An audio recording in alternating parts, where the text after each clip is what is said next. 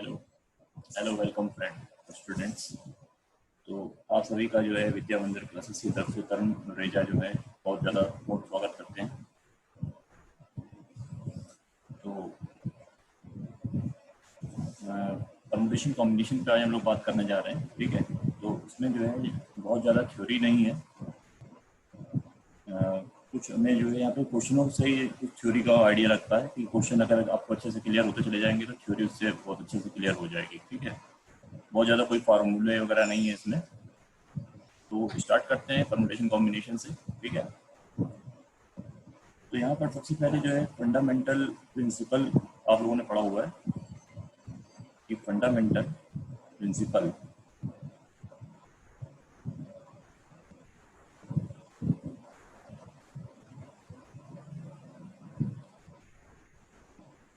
Principle of counting.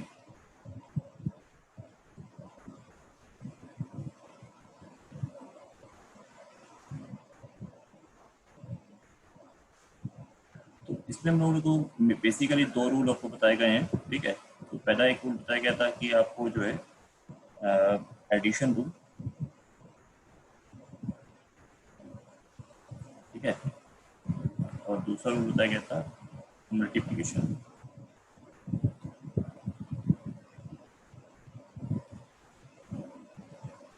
तो कुछ में रटने की जरूरत नहीं कि मल्टीप्लिकेशन रूल क्या होता है या एडिशन रूल क्या होता है, ठीक है। अब जैसे हम यहाँ पे कुछ बातें बताने जा रहे हैं उसको ज़रा समझने की कोशिश करना।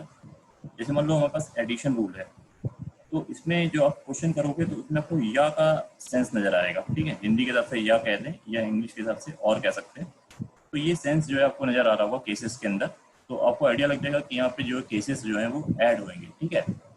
और जब मल्टीप्लिकेशन रूल लगना होगा तो हमारे पास जो है चीज़ों का सेंस आएगा और करके, या इंग्लिश में अगर सोचे तो एंड करके, ठीक है। तो बस ये बेसिक जो लॉजिक है हमारे पास, इसी को हम लोग एडिशन रूल और मल्टीप्लिकेशन रूल से रिप्रेजेंट करते हैं। डेफिनेशन लिखवाने की कोई जरूरत नहीं, लॉजिक्स को क्लियर होना चाहिए, ठीक है। जैसे फॉर एन एग्जांपल हम यहाँ पे बताते हैं। जैसे लेट्स से हमने कह दिया कि मेरे पास 3 वाइट बॉल्स हैं और 4 ब्लैक बॉल हैं, ठीक है। और हमें इसमें से जो है 2 बॉल्स चूज करनी है। ये जो 3 वाइट बॉल हैं तीनों डिफरेंट हैं, W1 W2 W3। और ये जो 4 ब्लैक बॉल हैं ये भी चारों डिफरेंट हैं, B1 B2 B3 B4, ठीक है। और हमें 2 बॉल्स चूज करनी है। तो यहाँ पर जो है पहला क्वेश्चन मेरा ये है कि बोथ ऑफ सेम कलर, कि दोनों जो बॉल्स हैं वो सेम कलर की होनी चाहिए। तो जब दोनों सेम कलर की बॉल होंगी तो दोनों वाइट होंगी या दोनों ब्लैक होंगी, ठीक है। तो दो केस अराइज करते हैं कि या दोनों ब्लैक होंगी या दोनों वाइट होंगी। दोनों वाइट होंगी तो 3C2, ठीक है।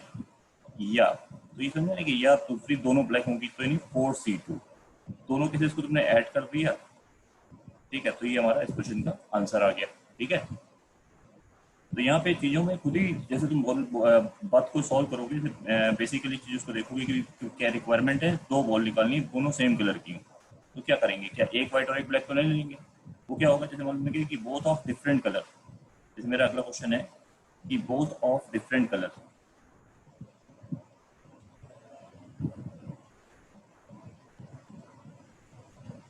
तो दोनों अगर डिफरेंट कलर की होगी तो एक जो है वाइट हो जाएगी और एक जो है वो ब्लैक हो जाएगी। ये हो जाएगा हमारे पास 3C1 इंटू 4C1। ये और का लॉजिक आया कि नहीं आया, ठीक है। कि हमारे पास जो है एक गेंद व्हाइट चाहिए और एक गेंद ब्लैक चाहिए, तभी तो हो पाएंगे दो डिफरेंट कलर की बॉलें, ठीक है। अब लेट्स से हमने कह दिया कि हमारे पास जो है बॉक्स इक्वेशन के ऐसी है कि 3 वाइट और 4 ब्लैक बॉल्स हैं, ठीक है। और अब की बार हमें इसमें जो है 3 बॉल्स चूज करनी है, 3 गेंदें चूज करनी है कि at least one of each colour जरूर हो, कि हर कलर की कम से कम एक गेंद होना जरूरी है, ठीक है। At least one of each colour. तो इसमें क्या होगा कि यार एक वाइट ले लेंगे और 2 ब्लैक ले लेंगे, ठीक है। तो ऐसा है कि हम इसको वही लॉजिक जैसे बताया तो वही लिख रहे हैं कि हमने एक वाइट ले ली और 2 ब्लैक ले ली। ये पहला केस हो जाएगा। या तुम क्या कर सकते हो, 2 वाइट और एक ब्लैक ले सकते हो। तो यहाँ पर या भी आ रहा है और भी आ रहा है, तो दोनों चीज़ों का कॉम्बिनेशन चल रहा है। तो जैसे भाई सिंपल तरीके से बोल सकते हो कि हमने 3 गेंदें लेनी है, तो क्या क्या ले सकते हैं, एक वाइट 2 ब्लैक, या 2 वाइट 1 ब्लैक। तो 3C1 करके एक वाइट ले ली, और 4C2 करके 2 ब्लैक ले ली, या इन मीन्स प्लस हो गया, 2 वाइट ले ली, तो 3C2 और एक ब्लैक ले ली, यानी 4C1 इंटू, इन दोनों को हमने ऐड कर देना है। और एनसीआर को तो निकालने आता ही है, तो इसको सॉल्व कर लेंगे तो ये हमारे पास इस क्वेश्चन का आंसर आ जाएगा। ठीक है, अब इस क्वेश्चन को एक गलत तरीके से करते हैं। ठीक है, कि हम लोग जनरली जो है स्टूडेंट जो है गलतियां करते हैं, वो क्या गलती कर सकते हैं। ठीक है, तो एक स्टूडेंट ने कहा कि ठीक है, हमारे पास ये जो गेंदे हैं W1 W2 W3, ये वाइट गेंदे थी, B1 B2 B3 और B4 ये जो है हमारे पास 4 ब्लैक गेंदे थी। मेरे को सिर्फ 3 बॉल्स चूज करनी थी। जो 3 बॉल्स चूज करनी थी उसमें हमें एटलीस्ट 1 ऑफ ईच कलर लेनी थी। ठीक है, तो यहाँ पर जो है हमने कहा कि एक वाइट ले लें, फिर एक ब्लैक ले लें। ठीक है, एक वाइट ले लें और फिर एक ब्लैक ले लें, और फिर एक कोई भी हमारे जो अदर कलर की कोई भी गेंद बचे, चाहे वो वाइट हो चाहे वो ब्लैक हो, उसको चूज कर लें। ठीक है, तो ये अदर हमने कोई भी कलर ले लिया, इसमें हम कलर डिफाइन नहीं कर रहे। तो इसमें क्या करेंगे, 3 में से एक वाइट ले ली तुमने, मान लो हमने W2 ले ली। ठीक है, W2 वाली गेंद हमने ले ली। ठीक है, अब यहाँ पे B2 ले ली या B3 ले ली, जो भी ले लें, B3 ले ली। ठीक है, अब मान लो यहाँ पे जो अदर बॉल थी वो W1 आ गई। ठीक है, तो यहाँ पे तुमने 3C1 करके पहले W2 ले ली, और फिर 4C1 करके B3 ले ली। अब तुम्हारे जो 2 गेंदे जो वाइट बची हुई है, ठीक है, या अदर में से तुम्हारे जो अदर गेंदे जो बची हुई है वो कितनी है, तो बस 7 गेंदे थी, 2 निकल गई, तो 5 में से कोई भी तुम एक ले सकते हो। ठीक है, 5 में से कोई भी तुमने एक ले ली, तो ये आंसर कितना आ जाएगा हमारे पास, 60। और इसको अगर हम जोड़ें तो ये कितना आ रहा है ऊपर वाले क्वेश्चन में, 6 और ये 18 प्लस 12। ठीक है, तो ये 30 आ रहा है। तो ये आंसर 30 आ रहा है और ये आंसर 60 आ रहा है। ठीक है, और लॉजिक हमें लग रहा है कि हमने गलत तो कहीं किया नहीं है। भाई 3 में से हमने एक गेंद व्हाइट ले ली, और फिर 4 में से एक गेंद ब्लैक ले ली, बाकी हमारे जो 5 गेंदें बची उनमें से कोई भी एक ले ली। तो और का सेंस आ रहा है, तो यहाँ तीनों केसेस का मल्टीप्लाई करते चले गए। ठीक है, लेकिन दिक्कत कहाँ पे आ रही है कि यहाँ पे आंसर दुगना आ जा रहा है। हम तो मान ही रहे हैं कि हम 30 सही है, और ये जो है गलत तरीके से हम इसको कर रहे हैं। एक्चुअली यहाँ पर क्या अदर कलर में, जैसे मान लो व्हाइट 1 तुम्हारे W1 तुम्हारे पास आई थी अदर कलर में। ठीक है, तो वो कहीं ना कहीं यहाँ W1 और यहाँ W2 जो सेम कलर की गेंदें होंगी वो आपस में इंटरचेंज कर जाएंगी। ठीक है, ब्लैक को तुमने B3 कह दिया, तो ये केस तुम्हारे 2 बार काउंट हो गए। तुमको लगा कि पहले एक व्हाइट गेंद निकाल रहे तो तुमने W2 निकाली, और जो अगली बार जो व्हाइट गेंद निकली वो W1 निकली। और इस केस में क्या हुआ कि यहाँ पे W1 पहली बार में 3C1 तरह से तुम निकाल रहे हो, तो कोई भी व्हाइट गेंद निकाल सकती है, जरूरत नहीं कि W2 ही निकलेगी, W1 भी निकाल सकती थी, W3 भी निकल सकती थी। और फिर जब हमने वहाँ पे जो पांच गेंदों में से एक निकाली थी, उसमें अगर कोई व्हाइट गेंद निकल रही है तो वो व्हाइट गेंद आपस में इंटरचेंज कर सकती है। तो इसीलिए हमारे पास जो है इस चीज़ को हम लोग क्या कहेंगे कि एक अरेंजमेंट हो जाएगा चीज़ों का। ठीक है, जबकि हम यहाँ पे केवल कॉम्बिनेशन देख रहे हैं, NCR के हिसाब से चीज़ों को, या और का मतलब केवल कॉम्बिनेशन में चीज़ों को समझने की कोशिश कर रहे हैं कि हम चीज़ों को कैसे या का सेंस करके जोड़ते चले जा रहे हैं। ठीक है, और का सेंस है तो मल्टीप्लाई करते चले जा रहे हैं। तो यहाँ पे आंसर में ध्यान रखना पड़ता है। जैसे मान लो तुम्हारे पास 5 गेंदें हैं और 5 डिफरेंट गेंदें हैं, जब तक हम आइडेंटिकल बोलेंगे नहीं तब तक उसको डिफरेंट ही मानना है। ठीक है, तो 5 डिफरेंट बॉल्स हैं, और अगर तुम्हें 2 बॉल्स चूज करनी है तो नंबर ऑफ वेज कितने आ जाएंगे, 5C2, उसको निकालेंगे तो 10 आ जाएगा। अब तुमने क्या दिया कि नहीं हमने तो ऐसे नहीं करना, हम ऐसे करेंगे कि 5 में से पहले कोई एक गेंद निकाल ली, फिर 4 में से कोई एक गेंद निकाल ली, तो ये तो आंसर 20 हो जाएगा। क्योंकि मान लो यहाँ तुमने गेंद निकाली थी A और C, तो ऐसा हो सकता है कि यहाँ से A निकल जाए, यहाँ से C निकल जाए, और अगले केस में क्या हो जाए कि यहाँ से C और यहाँ से A निकल जाए। तो ये ध्यान रखना होता है कि 1 बाई 1 चीज़ें जब करते हैं तो वो अरेंजमेंट हो जाता है। ठीक है, इसको भी अभी हम यहाँ पे देखेंगे कुछ फॉर्मूले से। तो बेसिकली ये क्वेश्चन हमारे कराने का क्या मीन फंडा था या क्या लॉजिक था इसके अंदर, कि हम यहाँ पर एडिशन रूल और मल्टीप्लिकेशन रूल की थ्योरी ना समझें, एग्जाम्पल से हम यहाँ पे समझने की कोशिश करें कि हमको या का सेंस आ रहा है कि और का सेंस आ रहा है। ठीक है, तो वो तुम्हें जब क्वेश्चन को सॉल्व करोगे, जब तुम अपने मन से बोलोगे उस चीज को कि पूछा क्या जा रहा है, तो वो अपने आप समझ मुंह से निकलेगा तुम्हारे कि यार ये या है और वो और है। जी के लिए एक एग्जाम्पल नहीं है, अभी तमाम एग्जाम्पल इसके देखते हैं, उससे तुम्हें एकदम फंडा एकदम से क्लियर हो जाएगा। ठीक है, अच्छा, अब जैसे मान लो हमने कह दिया कि अगला क्वेश्चन मेरे पास है कि हमारे पास एक बॉक्स में 3 डिफरेंट व्हाइट बॉल्स हैं, 4 ब्लैक बॉल्स हैं, ब्लैक मीन्स डिफरेंट ही है। ठीक है, और 5 रेड बॉल्स हैं। तो हमें इसमें से जो है 4 बॉल्स चूज करनी है। इसमें तो 4 बॉल चूज करनी है कि एटलीस्ट 1 जो होगी ब्लैक होनी चाहिए। नंबर ऑफ वेज बताने हैं कि कैसे कितने तरह से इसको तुम चूज कर सकते हो, ठीक है। Find the number of ways.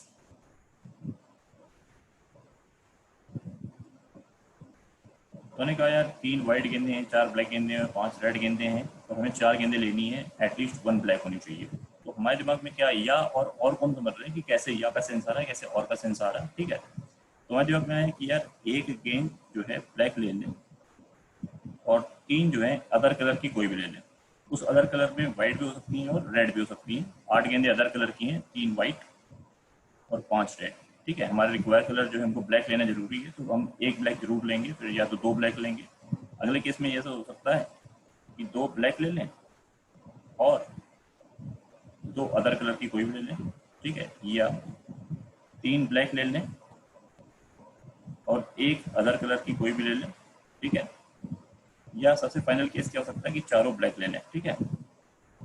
अब इस चीज को देखें तो 4C1 करके एक ब्लैक ले ली, 8C3 करके 8 गेंदे जो बची उसमें 3 वाइट थी और 5 रेड थी, उसमें से कोई भी 3 गेंदे ले ली हमने 8C3 करके, प्लस क्योंकि या का सेंस है। फिर 4C2 करके 2 ब्लैक ले ली और 8C2 करके अदर कलर की 2 ले ली। इसके बाद फिर जो है 4C3 करके 3 गेंदे हमने ब्लैक ले ली और फिर 8C1 करके अदर कलर की ले ली एक गेंद, फिर 4C4 और 8C0। तो ये पूरा चीज़ें तुम जब ऐड कर लोगे तो ये हमारे क्वेश्चन का आंसर आ जाएगा, ठीक है। तो अब ने कहा यार इसमें जो है मतलब अदर कलर, ये जो फंडा तुमने लगाया कि 3 अदर कलर, इसमें अगर हम कलर के अंदर भी जाना चाहें तो कितनी वाइट है कितनी रेड है, अगर उसके भी केसेस बनाए, ठीक है, तो आखिरी में आंसर यही आएगा, ठीक है। तो हम इसको अगर मेथड नंबर 1 कह रहे हैं तो मेथड नंबर 2 थोड़ा सा एक लेंदी मेथड देखते हैं कि एक तुमने ब्लैक ले ली और जो 3 अदर कलर थी, ठीक ना, उसमें क्या क्या हो सकते हैं। 3 हमारे पास हो सकती हैं, तीनों वाइट हो जाए, ठीक है, या एक ब्लैक 3 रेड हो जाए, या एक ब्लैक 2 वाइट और एक रेड हो जाए, या एक ब्लैक 1 वाइट 2 रेड हो जाए, या एक ब्लैक और 3 केसेस से, तो बस यही हो गया, ठीक है। तो और पॉसिबिलिटी नहीं है। तो हम ये कहना चाहते हैं कि ये जो तुम्हारे पास इन सबको जब तुम निकालोगे तो यही तुम्हारे पास 8C3 ही आएगा। जरा एक बार चेक करते हैं कि 8C3 कैसे आ रहा है, ठीक है। 3 वाइट गेंदे कैसे ले सकते हैं, वाइट गेंदे कितनी थी 3, तो ये हो जाएगा 3C3। ये तो मान ही रहे कि 1 वाइट ब्लैक बॉल जो है 4C1 तरीके से आएगी। 3 रेड गेंदे कितनी आएंगी, रेड गेंदे 5 थी तो 5C3। 2 वाइट और 1 रेड जो आएगी वो कैसे आएगी 3C1। 2 वाइट आएंगी 3C2 इंटू 5C1, ठीक है। फिर 1 वाइट आएगी 3C1 और 2 रेड आएंगी 5C2, ठीक है। तो अब हमारे पास जो है इन सबको अगर ऐड कर दिया जाए तो 3C3 करके एक ये वाइट गेंद होगी, ये 10 जो है हमारे पास रेड वाली होगी, ठीक है, 5C3 करके, और ये हो जाएगा हमारे पास 2 गेंदे हो गई 3 और ये 3 और 15 ये आ गया, ठीक है। ये 3 और ये 30 ये आ गया। तो अब हम सबको अगर ऐड करते हैं तो ये कितना आ रहा है 30, 45, 45 हुई, 45 और ये 1 हुई, हो गया 56 आ रहा है, ठीक है। अगर हम 8C3 को देखते हैं तो 8 इंटू 7 इंटू 6/6, तो ये भी 56 ही तो हो रहा है। तो जो हम यहाँ पे 8C3 जो ये निकाल रहे हैं उसके अंदर सारे केस अपने आप इंक्लूड हो गए कि व्हाइट कितनी है रेड कितनी है, उसमें दिमाग नहीं लगाने की जरूरत है, ठीक है। इसी तरह से अगर यहाँ पर 8C2 है तो वो 2 गेंदे जो है कितनी व्हाइट है और कितनी रेड है ये अपने आप कवर हो जाएगा, ठीक है। एक गेंद जो है वो व्हाइट हो सकती है, व्हाइट कितनी थी 3, तो ये 3C1 प्लस 5C1 की व्हाइट गेंद होगी एक, या तो एक गेंद रेड होगी। हमने तो 8C1 सीधे सीधे लिख दिया, ठीक है, तो बात उसी में कवर हो गई, ठीक है। तो हमारे कहने वाला है कि ये ज़्यादा बेटर है। हम कलर के अंदर क्यों जाए, हमसे कुछ पूछा नहीं गया, हमको मेन मतलब किससे है कि ब्लैक गेंद कितनी है, तो हमने ब्लैक के लिए केसेस बना लिए, बाकी हमने 8 गेंदें अदर कलर में कवर हो गई, ठीक है। अब इसको करने का एक कॉम्प्लीमेंट्री रूल देखते हैं, सेकेंड मेथड, ठीक है। कभी कभी क्या होता है कि हम सीधे तरीके से क्वेश्चन को नहीं करते, हमें लगता है कि उल्टा सोचेंगे, जो वो नहीं चाहता है वो हम कर दें, ठीक है, और उसको टोटल केसेस में से घटा दें। मान लो तुम्हें 12 गेंदें टोटल थी तो 12 में से 4 गेंदें ले सकते थे, उसमें व्हाइट ब्लैक या जो भी तुम्हारा कलर था, व्हाइट ब्लैक रेड कुछ भी आ सकती, ठीक है। हम ये सोच रहे हैं कि हमने 4 में से कोई भी गेंद जो है ब्लैक नहीं ली, 8 जो अदर कलर की गेंदें थी उसी में से 4 ले ली, तो ये तुमने गलत किया, ठीक है भाई। हम तो कह रहे थे कम से कम एक ब्लैक में जरूर चाहिए, अब तुम कह रहे हो ब्लैक लेंगे ही नहीं, तो इसका मतलब ये कि 12 में से तुमने 4 गेंदें कोई भी ले ली और 8 में से जब तुमने 4 गेंदें अपनी अदर कलर की ले ली तो वो तुमने गलत किया, तो माइनस कर दो इस चीज को। तो ये जो हमारा आंसर आएगा और जो ऊपर आंसर जोड़ के जब ये निकालोगे तो दोनों सेम आएंगे, ठीक है। तो ये इसको करने का एक तरह से देखा जाए तो थर्ड मेथड हो गया। फर्स्ट मेथड तो तुम्हारा हमने अदर कलर के हिसाब से बता दिया। सेकंड मेथड में तुम कलर को भी देख रहे हो कि व्हाइट कितनी है, रेड कितनी है, ब्लैक कितनी है, तो उसमें केसेस ज्यादा बनेंगे और एक भी केस अगर वहाँ छूट गया तो आंसर क्वेश्चन गलत हो जाएगा, ठीक है। तो फिर थर्ड मेथड या सेकंड मेथड ये समझे कि हमने टोटल केसेस में से वो केस घटा दिए जिसमें एक भी गेंद ब्लैक हमने नहीं ली है, ठीक है। तो होप यार ये क्वेश्चन समझ में आ गया होगा और या और का लफड़ा थोड़ा बहुत क्लियर हुआ होगा, ठीक है, कि भाई कैसे या का सेंस होता है, कैसे और का सेंस होता है। इस चीज़ को यहाँ पे समझने की कोशिश करी हमने, ठीक है। अब यहाँ पे जैसे हमने अगला क्वेश्चन कहा कि हमारे पास जो है 15 प्लेयर्स हैं, ठीक है, और उसमें से तुम्हें 11 प्लेयर चूज करने, 15 प्लेयर्स हैं उसमें से तुम्हें 11 प्लेयर चूज करने, ठीक है। तो अब तुम्हें इन 11 प्लेयर्स को चूज करने में कुछ रेस्ट्रिक्शन बताया गया है। अगर कुछ नहीं बोलेगा तो हम 15C11 कर देंगे, तो हमें 11 प्लेयर चूज कर लेंगे। कॉम्बिनेशन के क्वेश्चन यहाँ पर चल रहे हैं, ठीक है। तो उसने पहला क्वेश्चन से पूछा कि एक पर्टिकुलर प्लेयर ए जो है ऑलवेज इंक्लूडेड, जैसे मान लो विराट कोहली है तो विराट कोहली को हमेशा टीम में लेना ही लेना, ठीक है। मान लो 11 प्लेयर लेने, क्रिकेट टीम बनानी है यहाँ पर, ठीक है। तो ए प्लेयर इज ऑलवेज चूजन। तो यहाँ पे तुमको रेस्ट्रिक्शन आ गया। हम सीधा एनसीआर लगाने से पहले ये सोचें कि हमें ए को तो लेना ही लेना है, ठीक है। तो हमने मान लो कि ए क्या है, ये तो विराट कोहली तो यूनिक पर्सन है, ठीक है। तो 1C1 उसको तो ले ही लिया और यानी मल्टीप्लाई, बचे कितने की ले आ रही 14, 14 में से 10 और ले लिए। तो इस क्वेश्चन का आंसर क्या आ गया 14C10, ठीक है। दूसरा क्वेश्चन क्या हो गया, दूसरा क्वेश्चन में कहा कि यार बी नेवर चूजन।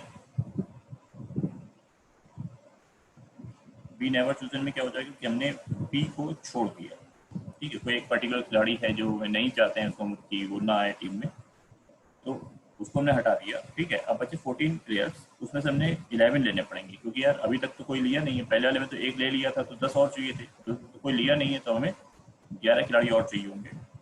तो 14C11 इज द आंसर, ठीक है। तब हमने कहा यार दोनों बातें करा दो कि ए को तो लेना ही लेना है और लगे हाथों बी को नहीं लेना है।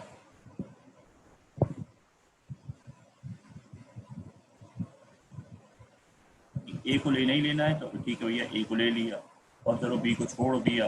अब कितने बचे 13 खिलाड़ी, तो 13 में से 10 खिलाड़ी कोई और ले लिए, तो हमें 11 खिलाड़ी पूरे हो गए, ठीक है। इस टाइप से चीज़ों में रेस्ट्रिक्शन रहता है तो उसके हिसाब से भी दिमाग लगा के आसानी से निकाल सकते हैं। तो या और का ही फंडा है पूरे कॉम्बिनेशन में, ठीक है। अच्छा अगला क्वेश्चन समझते हैं। ऐसे मान लो तुम्हारे पास जो है एक हेक्सागन है, रेगुलर या इरेगुलर कोई भी ले लें, ठीक है। तो ये इसके versus A1 A2 A3 A4 A5 A6 है, ठीक है। आने का फाइंड नंबर ऑफ ट्रायंगल्स कितने बनेंगे। इनके 6 वर्टिसेस से जो है नंबर ऑफ ट्रायंगल्स बनाने हैं, तो नंबर ऑफ ट्रायंगल्स कितने बनेंगे, तो कैसे निकाल सकते हैं हम यहाँ पर। तो हमें मालूम है कि एक ट्रायंगल के लिए जो है 3 वर्टिसेस चाहिए होते हैं जो कि नॉन कोलिनियर होने चाहिए। तो यहाँ पर 6 पॉइंट है हमारे पास, तो 6 में से हमने कोई भी 3 पॉइंट चूज कर लिए। 6C3 इज द आंसर, ठीक है। कि हमें 6 में से कोई भी 3 पॉइंट चूज कर लिए तो हम ट्रायंगल बना ले जाएंगे, ठीक है। आने का फाइंड नंबर ऑफ डायगोनल्स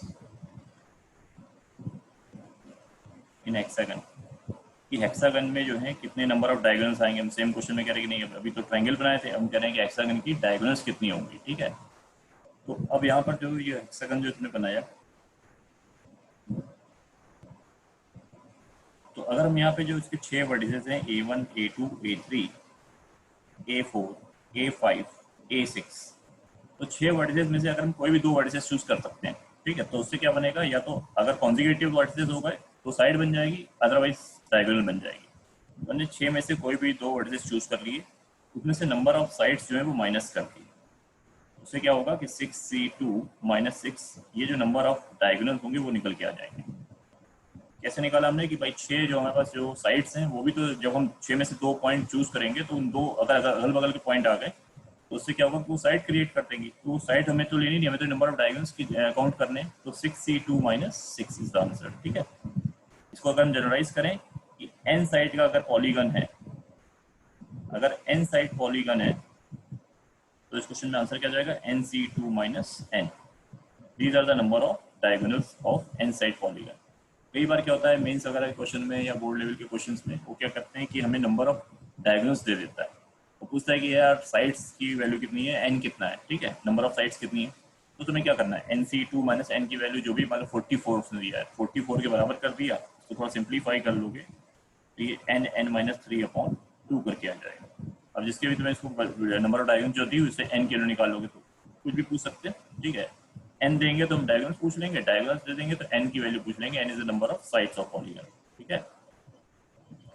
अब जरा अगला क्वेश्चन समझते हैं कॉम्बिनेशन का ही भी, अभी परमुटेशन पे नहीं देखते हैं क्वेश्चन, पहले कॉम्बिनेशन के कुछ क्वेश्चन यहाँ पे देख लें, ठीक है, कुछ बेसिक फंडा क्लियर हो जाए। तो मेन बेसिक यहाँ पे हम ये बताना चाह रहे थे कि यार हमारा या और का फंडा क्लियर हो जाए, ठीक है, कि किस तरह से डिस्टेंस लग रहा है हमारे पास। क्योंकि अगर ये चीज़ तुम्हें क्लियर हो गई तो काफ़ी चीज़ें तुम्हारे लिए आसान हो जाएंगी। इस चैप्टर में कुछ भी फार्मूले नहीं है और कुछ भी रटना नहीं है तुमको, यहाँ पर बहुत मज़ेदार चैप्टर है, बस थोड़ा सा यहाँ पर दिमाग लगाने वाली बात है।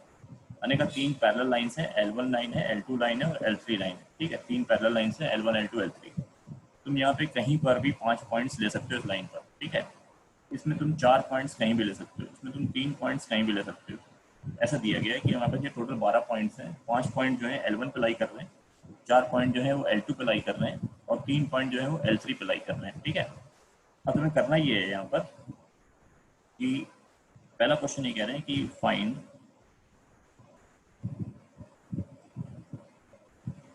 मैक्सिमम पॉसिबल ट्रायंगल्स, कि इन 12 पॉइंटों से मैक्सिमम कितने ट्रायंगल्स बनाए जा सकते हैं, ये हमें बताना है, ठीक है। तो अब हमने कहा कि यार 12 पॉइंटों से अगर हम ट्रायंगल बनाते हैं तो हम 12C3 कर लें, ठीक है, 12C3 कि 12 पॉइंट में से कोई भी 3 पॉइंट उठाएंगे तो ट्रायंगल बन जाएगा। पर यहाँ पे ये भी ध्यान देने वाली बात है कि 3 पॉइंट जो होंगे अगर उनमें से तीनों पॉइंट अगर कोलिनियर हो गए तो फिर ट्रायंगल नहीं बनेगा। क्या ऐसा हो सकता है कि इन 12 में से कोई 3 पॉइंट तुमने लिए तो वो कोलिनियर हो जाए? हाँ, हो क्यों नहीं सकता, कैसे हो सकता है? अगर तीनों पॉइंट L1 पे आ जाए, जैसे मतलब 5C3, तो ये केस में माइनस करने पड़ेंगे। जब भी तीनों पॉइंट तुमने इसी लाइन पे ले लिए, L1 पे ले लिए, तो उससे तुम्हारा ट्रायंगल नहीं बनेगा, ठीक है। 5 पॉइंट में से कोई भी तुमने 3 पॉइंट ले लिए। सिमिलरली अगर तुमने 3 पॉइंट L2 पे ले लिए या 3 पॉइंट तुमने L3 पे ले लिए तो ये नंबर ऑफ ट्रायंगल्स तुम्हारे गलत हो जाएंगे, मतलब ये ट्रायंगल बनेंगे ही नहीं एक्चुअली। और 12C3 में तो ये भी काउंट हो चुके होंगे, ठीक है, कभी ना कभी 3 पॉइंट एक ही लाइन पे आ जाएंगे। तो ये तुम जब माइनस कर दोगे तो तुम्हारे क्वेश्चन का ये आंसर आ जाएगा, ठीक है। तो हमने कहा यार अब इसमें क्या सेकंड कोई मेथड है, तो हमने कहा इसको जो है सेकंड मेथड जाने से पहले एक बार यार सोच लें कि यहाँ पर जो है कुछ डाउट ये हो सकता था कि मान लो हमने एक पॉइंट यहाँ ले लिया और एक पॉइंट यहाँ ले लिया और एक पॉइंट यहाँ ले लिया, क्योंकि 3 पॉइंट तो ऐसे भी कोलिनियर हो सकते हैं, ठीक है। लाइन के तो 5 पॉइंट वहाँ पे कोलिनियर होंगे ही होंगे, लेकिन अगर एक एक पॉइंट तीनों लाइनों से ले लें तो क्या वो भी तो कोलिनियर हो सकते हैं। तो यहाँ पे जो वर्ड लगा वो मैक्सिमम वर्ड लगा होगा, तो हमें ऐसे केसेस को अवॉइड करना होगा कि हमारे पास बाकी के 3 पॉइंट कोलिनियर नहीं होने चाहिए। जो लाइन पे पॉइंट है वो तो कोलिनियर होंगे ही होंगे, उसके अलावा बाकी कोई भी 3 पॉइंट कोलिनियर ना हो, ताकि जो हमारा ट्रायंगल है वो मैक्सिमम बने। और ये पॉइंट की पोजीशन कोई फिक्स तो है नहीं, तो हम इस पॉइंट को यहाँ लेंगे ही नहीं, हम पॉइंट कहीं दूसरी जगह ले लेंगे ताकि मैक्सिमम नंबर ऑफ ट्रायंगल्स तैयार होते हैं, ठीक है। तो ये वाला जो पॉइंट है ये हम हटा देंगे, ठीक है, यहाँ नहीं लेंगे, तो ये ट्रायंगल हमारा बन जाएगा। तो ये मान के चलें, ये इस टाइप का कोई डाउट नहीं होना चाहिए कि अगर बाकी को कोई 3 पॉइंट भी कोलिनियर हो सकते हैं, तो दिमाग में आना चाहिए बात को। लेकिन ये वर्ड जो मैक्सिमम लगा हुआ है, या तो ये मैक्सिमम वर्ड लगा के देगा या तो ये बोल देगा कि नहीं, no other 3 points are collinear rather than the points in line, ठीक है। तो लाइन के अलावा बाकी भी कोई भी 3 पॉइंट जो है वो कोलिनियर नहीं होंगे, ये या तो लिख के देगा या तो मैक्सिमम वर्ड लगा देगा। मैक्सिमम से अंडरस्टूड है कि हम इस टाइप के केसेस नहीं लेंगे, ठीक है। अच्छा, इसका हम सेकंड मेथड कहने जा रहे थे कि अगर 2 पॉइंट तुमने एक ही लाइन पे ले लिए, मान लो L1 पे तुमने 2 पॉइंट ले लिए, तो L2 पे तुमने 1 पॉइंट ले लिया, तो भी तो ट्रायंगल बन जाएगा, 2 इसके और 1 इसका, ठीक है। हमने कहा दूसरा केस ये है कि 2 पॉइंट L1 पे और 1 पॉइंट L3 पे, या 2 पॉइंट L2 पे और 1 पॉइंट L1 पे, या 2 पॉइंट L2 पे और 1 पॉइंट L3 पे। तो फाइनल आंसर में जो है 2 पॉइंट L3 पे और 1 पॉइंट L1 पे, या 2 पॉइंट L3 पे और 1 पॉइंट L1 पे। तो ये हमारे पास जो है 6 केसेस बन रहे हैं, ठीक है। हम 2-2 करके और 1-1 करके पॉइंट चूज कर रहे हैं, 2 L1 पे 1 L2 पे, 2 L1 पे 1 L3 पे। तो इससे हमारे पास एक आंसर आ जाएगा। ठीक है, ये आंसर अगर एक्स आ रहा है या लैम्डा आ रहा है तो ये भी आंसर लैम्डा आएगा, दोनों आंसर सेम आएंगे। ठीक है, अब ये तुम्हारे पर है कि पेपर में तुम्हें कैसे स्ट्राइक करता है दिमाग में, जो स्ट्राइक कर जाएगा उस तरह से तुम यहाँ पे कर सकते हो। ठीक है, इसमें कुछ में माइनस करने की जरूरत नहीं है क्योंकि हमने यहाँ कोई गलती ही नहीं करी। 12C3 में तो गलती हो सकती थी ना कि हम 3 पॉइंट ऐसे भी ले सकते हैं जो L1 पे या L2 पे या L3 पे हो। यहाँ तो हमने कहीं पे भी एक लाइन पे तीनों पॉइंट लिए ही नहीं है, तो माइनस करने की तुम्हें जरूरत नहीं है। ठीक है, अच्छा, सेकंड मेथड हमने, सॉरी दूसरा क्वेश्चन ने कहा point maximum possible straight lines. ये जो 12 पॉइंट हैं, 5 L1 पे हैं और 4 L2 पे हैं और 3 जो है L3 पे हैं, उनमें जो 12 पॉइंट है, हमें इसमें से जो है मैक्सिमम पॉसिबल स्ट्रेट लाइंस बनानी है कि कितनी ज़्यादा स्ट्रेट लाइन बन सकती है इससे। ठीक है, तो हमने कहा यार जो है इसमें टोटल जो है 12 में से कोई भी 2 पॉइंट लेंगे तो उन दोनों को मिला के लाइन बन जाएगी। ठीक है, लेकिन अगर वो जो L1 पे 5 पॉइंट थे उनमें से 2 पॉइंट तुमने ले लिए तो लाइन तो एक ही बनेगी L1। ठीक है, तो जबकि 5C2 इसमें से कोई भी 2 पॉइंट जब हम चूज करेंगे 12C2 में, उसमें कभी ना कभी वो 5 में से 2 भी पॉइंट उठाएगा, कभी ना कभी उन 4 में से कोई 2 पॉइंट उठाएगा जो L2 पे लाई कर रहे हैं, कभी ना कभी वो 2 पॉइंट L3 से भी उठा सकता है जो L3 पे लाई कर रहे हैं। तो ये तुमको लग रहा होगा कि 10 लाइनें बन रही हैं, ये तुमको लग रहा होगा कि 6 लाइनें बन रही हैं, ये लग रहा होगा तुमको कि 3 लाइनें बन रही हैं, लेकिन इनकी जगह पे केवल एक L1 L2 और L3 3 लाइनें तो बन रही होंगी।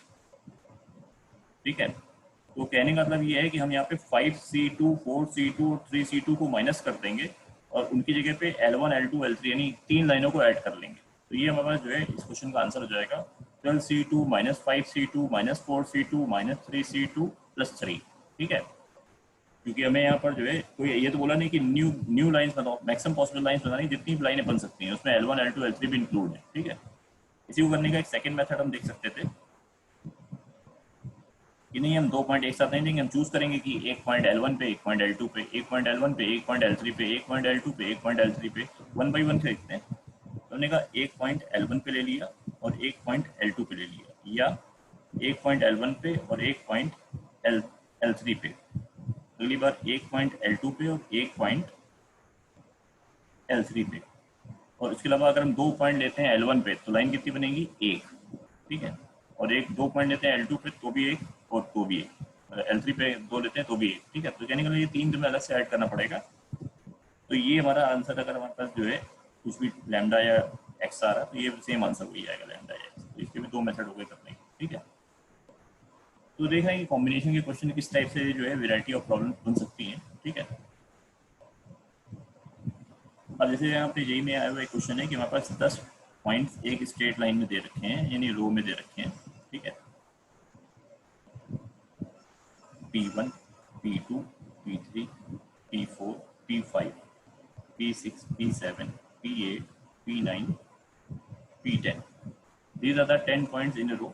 ठीक है, find number of ways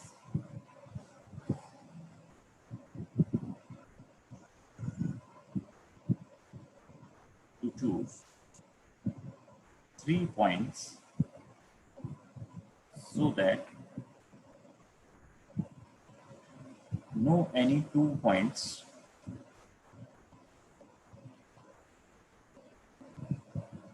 are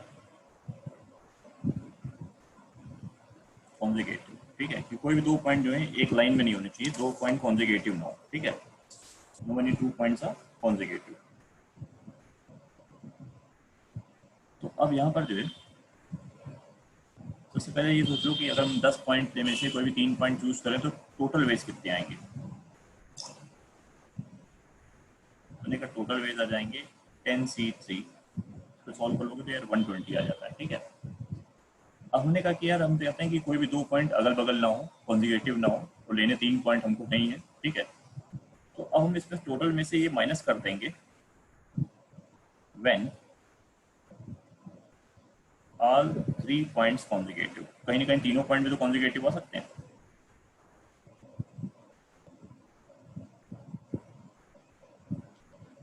तो फिर हम माइनस कर देंगे व्हेन एग्जैक्टली 2 पॉइंट्स कॉन्जिगेटिव। ठीक है, एग्जैक्टली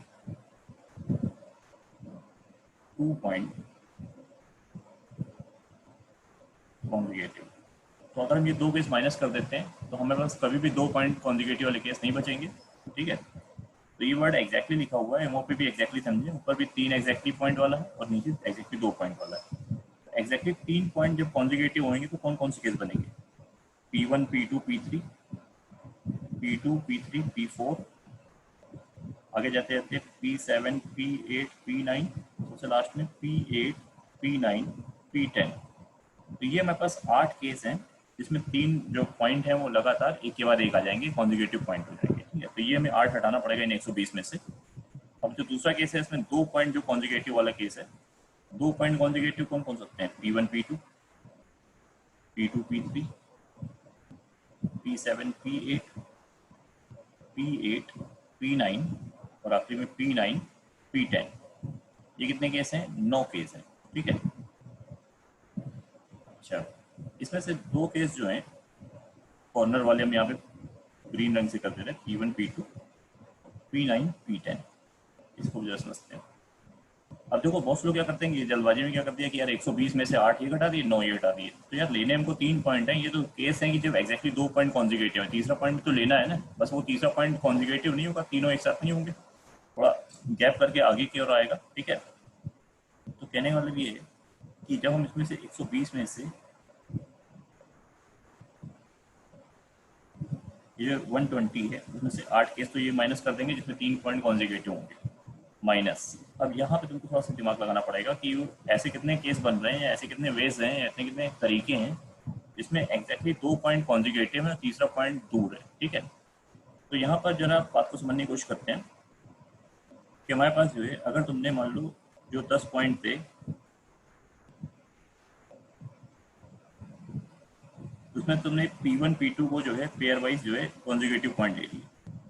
अब तीसरा पॉइंट P3 तो नहीं हो सकता, ये तो कंफर्म है, क्योंकि वो हम P1 P2 P3 वाले केस पहले ही घटा चुके हैं, ठीक है। अब तो हमारे जो बचे हैं 7 point P4 P5 P6 P7 P8 P9 P10। जो तीसरा पॉइंट होगा वो इन 7 में से कोई हो सकता है, ठीक है। सेम केस जो बनेगा, इसको मतलब ये कह सकते हैं कि अगर हम P9 और P10 को लेते 2 कॉन्जुगेटिव पॉइंट वाले, ठीक है, तो यहाँ पे 8 पॉइंट थे। अब तुम इसको छोड़ के 7 में से कोई भी एक पॉइंट इसमें से लगते हो, जैसे इसमें ले सकते थे, ठीक है। इसको कहते हैं कॉर्नर पेयर। तो ये जो हमारे पेयर हैं ग्रीन वाले, उनको हम कहते हैं कॉर्नर पेयर। जब भी हम कोई कॉर्नर पेयर लेंगे, 2 में से कोई भी एक पेयर कॉर्नर पेयर होगा, तो उसके बगल वाले पॉइंट को छोड़ के बाकी 7 पॉइंट में से कोई भी एक पॉइंट ले सकते हैं, जो कि हो जाएगा थर्ड पॉइंट। ये क्या है? थर्ड पॉइंट, 7C1 तरीके से। और ये 2C1 क्या है? Corner pair. ये कॉर्नर वाला जो है तुमने पेयर ले लिया, 2 कॉन्जुगेटिव पॉइंट कॉर्नर वाले ले लिए, ठीक है। या और तुम्हारे यहाँ कितने पॉइंट हो गए? एक पेयर हो गया, उसमें 2 पॉइंट आ गए, और 7C1 में तीसरा पॉइंट हो गया, तो टोटल पॉइंट कितने हो गए? 3 पॉइंट हो गए, ठीक है। अब ये भी तो हो सकता है कि तुम मिडिल पेयर ले रहे होते। मिडिल पेयर कितने मेरे पास? 7 पेयर मिडिल पेयर हैं, ठीक है। जिसको हमने ग्रीन नहीं किया, जो रेड है, P2 P3 P7 P8, ये सब मेरे पास कौन से पेयर हैं? ये मिडिल पेयर है।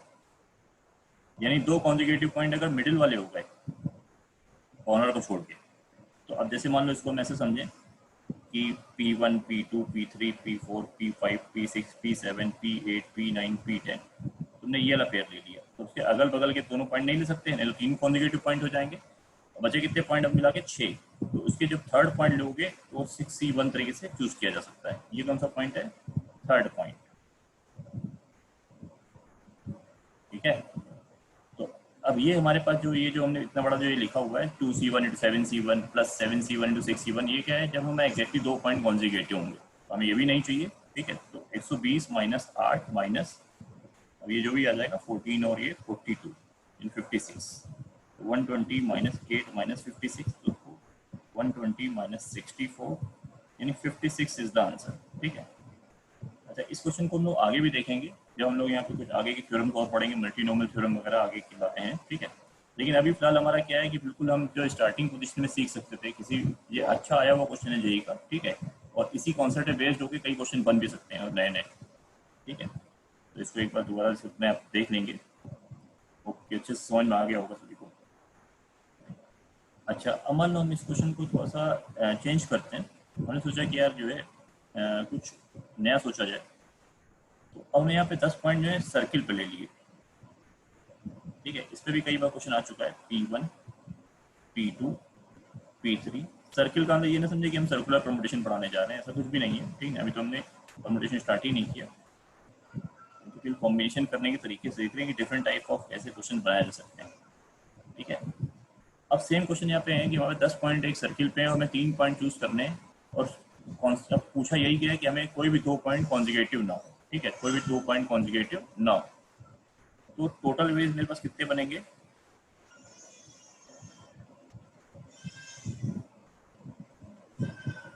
10C3 यानी 120। इन 120 में से हम क्या माइनस कर देंगे, इन 120 में से हम ये माइनस कर देंगे जब हमारे पास कोई भी 2 पॉइंट अगल बगल आ रहे हो या 3 पॉइंट अगल बगल आ रहे हो, यानी कॉन्जिगेटिव हो रहा है, ठीक है। तो ये हमारे पास कहीं जो सर्किल वाले केस में कोई कॉर्नर पेयर नहीं सकता। अगर तुमने 2 पॉइंट कॉर्नर वाले ले लिए, 2 पॉइंट कहीं पे भी ले लिए, तो वो तुम्हारा मिडिल पेयर ही माना जाएगा, ठीक है। मान लो तुमने जो है माइनस करना होगा 120 में से, क्या माइनस करना होगा कि ऑल 3 कॉन्जिगेटिव। पहले तो ये केस माइनस करोगे, फिर माइनस करोगे कि एग्जैक्टली 2 पॉइंट कॉन्जिगेटिव हो जाए। कॉन्सेप्ट वही है जैसे स्ट्रेट लाइन वाले में देखा था, रो में देखा था, ठीक है ना, एग्जैक्टली 2 पॉइंट्स कॉन्जिगेटिव।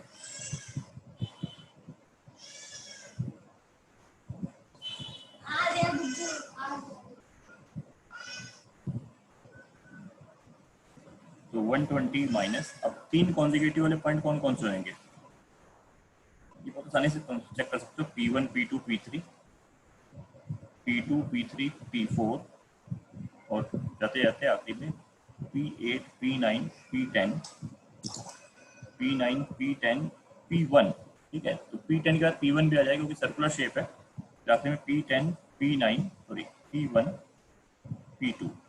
तो दीज आर द 10 केसेस जिसमें 3 पॉइंट जो होंगे, एग्जैक्टली 3 पॉइंट जो होंगे कॉन्जिगेटिव हो जाएंगे, ठीक है। माइनस, अब हमने कहा 2 पॉइंट कॉन्जिगेटिव हो जाए तो उसके भी 10 केस बनेंगे, ठीक है। और तीसरा पॉइंट क्या होगा कि अगर तुमने 2 पॉइंट ले लिए P3 और P4, तो जो तीसरा पॉइंट होगा वो अगल बगल के 2 छोड़ दोगे, 6 में से कोई भी एक। यहाँ पे कोई कॉर्नर पेयर मिडिल पेयर वाला कॉन्सेप्ट नहीं है, तो ये क्वेश्चन रिलेटिवली उससे थोड़ा सा आसान हो गया, ठीक है। ये जो 10 तुमने लिखा है, ये 2 कॉन्जिगेटिव पॉइंट है, P1 P2 P2 P3 and so on, P9 P10 और आखिरी में P10 P1, ठीक है। तो इस क्वेश्चन का जो आंसर आ गया वो कितना आ गया, 120 माइनस 10 माइनस 60। तो ये ओवरऑल कितना हो गया मेरे पास, 50। क्लियर है। तो इसको क्वेश्चन को कई बार जैसे 10 के लिए पूछा गया, हम n के लिए भी कह सकते थे, तो n के लिए क्या हो जाएगा, NC3 माइनस का n, और यहाँ पे NC3 माइनस का n into n minus 4 C1। समझ सकते हो बहुत आसानी से कि तो अगर n पॉइंट होंगे तो उसमें से 3 पॉइंट अगर लेंगे तो टोटल रिस्क कितने होंगे, NC3, ठीक है। माइनस का ये तुम्हारा n क्या हो गया, माइनस का n क्या हो गया, जब 3 पॉइंट कॉन्जिगेटिव वाले केस हो गए, फिर 2 पॉइंट कॉन्जिगेटिव वाले भी n केस बनेंगे, और जो हम 2 पॉइंट ले लेंगे एक्जैक्टली अगल बगल वाले, उसके अगल बगल के 2 पॉइंट छोड़ देंगे, तो टोटल पॉइंट्स कितने बच गए, n माइनस 4, उसमें से कोई भी एक पॉइंट ले लेंगे जो कि थर्ड पॉइंट हो जाएगा, ठीक है। तो ये n के लिए पॉइंट हो जाएंगे, n के लिए मतलब केस हो जाएगा। इस क्वेश्चन को ऐसे भी पूछ सकता था कि यार हमारे पास जो है मान लो एक डेकागन है, ठीक है, तो उसमें नंबर ऑफ ट्रायंगल्स कितने बनेंगे कि उसकी कोई भी साइड डेकागन से कॉमन ना हो, ठीक है। तो अगर हम कोई भी ट्रायंगल बनाते हैं, जैसे मान लो ये ट्रायंगल बनाते हैं, ये ट्रायंगल एक्सेप्ट नहीं किया जाएगा कि उसकी दोनों साइडें जो हैं यहाँ पर कॉमन आ रही हैं। या एक ट्रायंगल ऐसा ले लिया जाए कि ये साइड ले ली और इसके साथ चले गए, तो इस टाइप के ट्रायंगल तुम्हें नहीं लेने, जिसमें डेकागन की जो साइड है वो तुम्हारे पास ट्रायंगल की साइड हो जाए।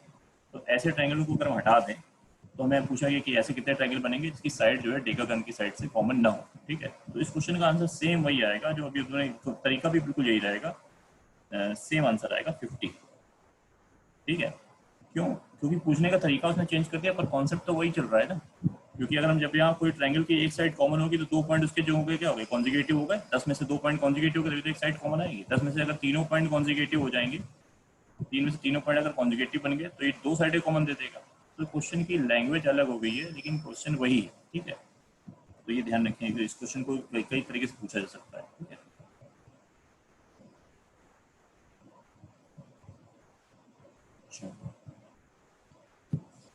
कॉम्बिनेशन के यहाँ पर हमने कुछ क्वेश्चन देखे हैं अभी यहाँ पर।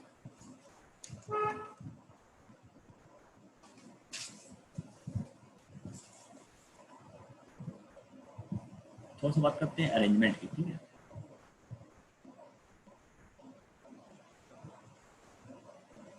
Arrangement of n different things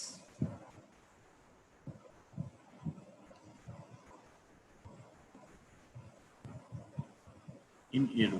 कुछ अच्छे लेवल के क्वेश्चन जो है नेक्स्ट क्लास में और लेके आएंगे, ठीक है। अभी तो मेन जो है थ्योरी से ही यहाँ पे सारी चीज़ें देखो यार। क्वेश्चन जो है थ्योरी सॉरी क्वेश्चन से ही थ्योरी क्लियर होगी, ठीक है। तो यहाँ पे काफ़ी क्वेश्चन तुमको बताएंगे और जो वैरायटी ऑफ प्रॉब्लम्स हैं ये एक क्वेश्चन ना समझिए, तो ये थ्योरी ही है, ठीक है। इसी से चीज़ें कवर होती चली जाएंगी, सब बाकी क्वेश्चन इससे रिप्लाई लगने लगेंगे, ठीक है। Arrangement of n different things in a row. अगर हमारे पास n अलग अलग चीज़ें हैं, जैसे मान लो हमारे पास एक चीज़ A है, एक B है और एक C है। हमने कहा कि यार इसको जो है एक रो में अरेंज करके दिखाओ, कितने तरीके से अरेंज कर सकते हो। तो कॉम्बिनेशन में तो यह था कि हमने 3 चीज़ें चूज़ करनी थी। अब हम क्या करना है कि 3 चीज़ों को अरेंज करना है। तो अरेंजमेंट से क्या क्या हो सकते हैं, एक तो A B और C हो ही सकता है, और फिर A C B हो सकता है, फिर B C A हो सकता है, C A B हो सकता है, फिर आखिरी में C B A हो सकता है। मैंने कहा हाँ यार इसके ये 6 अरेंजमेंट आ गए, ठीक है। तो 6 अरेंजमेंट हमारे पास आ गए, तो उसको ऐसे करने में तो बहुत टाइम लग जाएगा। अभी तो 3 चीज़ें हैं, 10 चीज़ें रख दें, 50 चीज़ें रख दें, तो ऐसे बनाते छोड़ जाएंगे केस, ठीक है। तो कोई ना कोई दिमाग लगाना पड़ेगा, शॉर्टकट बनाना पड़ेगा कुछ। तो उन्होंने कहा इसको जो है अगर 3 बॉक्स बना लें, ठीक है, बॉक्स मेथड इसको हम लोग कहते हैं। तो मेरे पास 3 ऑब्जेक्ट हैं, ए बी सी, तीनों डिफरेंट हैं, उसको हमने यहाँ पे बॉक्स में फिल करना है। तो हम पहले बॉक्स में क्या फिल कर देंगे, 3 में से कोई भी एक, या तो ए या तो बी या तो सी। अब जो से मान लो हमने कोई भी एक नंबर फिक्स कर दिया, यहाँ पे बी फिक्स हो गया, तो अब यहाँ पे बाकी 2 बॉक्स में बी तो आएगा नहीं। अब क्या दूसरे बॉक्स को कैसे भर सकते हो, 2C1 तरीके से। जो भर गया उसको हटा दिया, ठीक है। अब आखिरी बॉक्स को एक ही तरीके से जो चीज़ बची होगी वही यहाँ भर देंगे। तो इन दोनों का पहले बॉक्स को बनने के 3 तरीके, और दूसरे के 2 तरीके, और तीसरे के 1 तरीके, तो ये 6, यानी फैक्टोरियल 3 भी कह सकते हैं इसको। तो इस तरह से अगर हमारे पास n डिफरेंट थिंग्स अगर हमारे पास हैं, तो उसको अरेंजमेंट जब हमें करना होगा तो इसके जो अरेंजमेंट आएंगे वो n फैक्टोरियल आएंगे, ठीक है। तो ये फॉर्मूला तुम्हें एकदम से रटा होना चाहिए, ठीक है। तो 3 के लिए 3 फैक्टोरियल, 4 के लिए 4 फैक्टोरियल। अभी ये सारी की सारी डिफरेंट है, अगर इनमें से कुछ आइडेंटिकल हैं तो वो केस हम नेक्स्ट क्लास में कवर करेंगे, आगे कवर होएगा। अभी हम केवल सारी चीज़ें डिफरेंट के लिए ही बात कर रहे हैं, ठीक है। जैसे मान लो हमारे पास चीज़ें तो ज़्यादा हैं, हमारे पास थिंग्स तो n है, ठीक है, n थिंग्स है मेरे पास, लेकिन हमें अरेंजमेंट जो करना है वो r थिंग्स करना है, ठीक है। मैंने कहा कि arrangement of r things out of n different things। कि अगर मेरे पास n अलग अलग चीज़ें हैं तो उसमें से r थिंग्स का अरेंजमेंट कैसे करेंगे। तो सबसे पहले तुम यहाँ पर n में से वो r चीज़ें चूज कर लोगे जो तुम्हें अरेंज करनी है, ठीक है। फिर जो r चीज़ें तुम्हारे पास चूज हो चुकी हैं उनका तुम अरेंजमेंट कर दोगे r फैक्टोरियल तरीके से, क्योंकि अगर n चीज़ों का अरेंजमेंट होता है n फैक्टोरियल तरीके से एक रो में, तो r चीज़ों कैसे होगा r फैक्टोरियल तरीके से एक रो में, ठीक है। इसी फार्मूले को सिंप्लीफाई करोगे तो n factorial upon n minus r factorial आ जाएगा। इसी को तुम लोग NPR करके लिखते हो, ठीक है। NCR में क्या होता है, number of combination of r things out of n things. ये क्या है, NPR का मतलब number of permutations of r things out of n different things, ठीक है। तो ये क्या करता है, ये अरेंजमेंट करता है, ये केवल चीज़ों को चूज करता है, NCR केवल चूज करता है। फिलहाल तो ये दोनों चीज़ें हमारे पास सेम आ रही है, NCR में हमने r फैक्टोरियल को मल्टीप्लाई भी कर लिया, ठीक है। तो इसका अरेंजमेंट हो गया। जनरली क्या होता है कि पेपर में जैसे क्वेश्चन आता है तो हमको ये समझना पड़ता है कि क्वेश्चन अरेंजमेंट पे बेस्ड है कि परमुटेशन का है कि कॉम्बिनेशन का है। तो इसमें काफ़ी कंफ्यूजन रहता है स्टूडेंट्स के अंदर, ठीक है। लेकिन परेशान होने की जरूरत नहीं होती है इसमें। क्वेश्चन की लैंग्वेज के साथ साथ चलते चले जाओ, बाकी की चीज़ें अपने आप होती चली जाती हैं, ठीक है। और थोड़ा सा दिमाग में लगाते चले गए। हमारा तरीका तो ये है कि हम पहले हमेशा कॉम्बिनेशन चला लेते हैं, अरेंजमेंट करना है कि नहीं करना है, वो r फैक्टोरियल करना है कि नहीं करना है, ये अपने आप चीज़ क्वेश्चन की लैंग्वेज में क्लियर हो जाता है, ठीक है। जैसे हमारे पास 8 डिफरेंट लेटर्स हैं, हमसे करें 5 लेटर्स चूज करो, तो 8C5। हमसे करें नहीं 8 डिफरेंट लेटर्स हैं, उसमें 5 लेटर्स के वर्ड बनाओ। तो हमें मतलब जब हम 5 लेटर्स चूज करेंगे तो उनमें जो आपस में अरेंजमेंट होगा तो वर्ड नए नए बनेंगे। तो 8C5 तो होना ही है भाई, 5 लेटर चूज तो करने ही करने हैं, साथ साथ में अरेंजमेंट भी करना है, यानी वर्ड बनाने। तो वर्ड बनाने के लिए इंटू 5 फैक्टर और कर दिया, ठीक है। अब उसके अंदर आइडेंटिकल वाले केसेस भी हम आगे कवर करेंगे, ठीक है। फिलहाल एक सरल तरीके से यहाँ पे स्टार्टिंग के हिसाब से जैसे देखा जाए कि सारी चीज़ें जब डिफरेंट है उसके हिसाब से हम लोग वर्क कर रहे हैं, ठीक है। तो आज ये इतना अरेंजमेंट के लिए इतना ही कवर करेंगे, ठीक है। अब अरेंजमेंट में भी क्वेश्चन तमाम टाइप के हमारे पास मिलेंगे, जैसे कॉम्बिनेशन में क्वेश्चन उन्होंने देखे, अरेंजमेंट में भी तमाम तरह के क्वेश्चन वो मिल जाएंगे, ठीक है। जैसे मैंने कहा एक वर्ड है हमारे पास ट्राइंगल,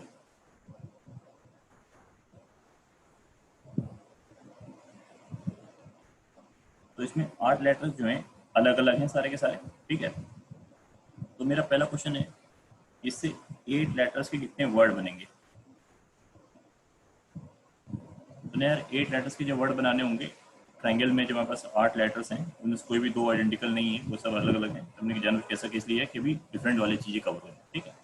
एक बार चीज़ें क्लियर हो जाएंगी तो और वेरिएशन उसमें बढ़ते चले जाएंगे, कोई दिक्कत नहीं होगी। तो अब 8 फैक्टोरियल सीधे सीधे तुम देख सकते हो यहाँ पर, ठीक है, कि 8 फैक्टोरियल हमने यहाँ पे इसको फुलफिल कर लिया। आने का नहीं यार, इसमें से जो है 5 लेटर्स के वर्ड बनाने,